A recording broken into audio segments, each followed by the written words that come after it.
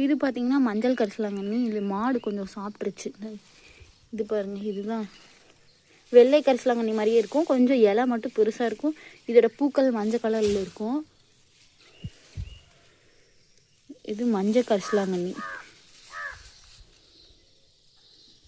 இன்னொன்று வந்து நிறையா பெருசாக மஞ்சள் கலரில் பூ இருக்கும். அது வந்து பார்த்திங்கன்னா அதுவும் ஹைப்ரிட் தான். இதுதான் நாட்டு மஞ்சள் கரிசலாங்கண்ணி. இது பார்த்திங்கன்னா குப்பைக்கீரை. இலை பார்த்திங்கன்னா சின்னதாக இருக்கும். குப்பைக்கீரை. அடுத்ததாக பார்த்திங்கன்னா இதெல்லாம் சாரணைக்கீரை.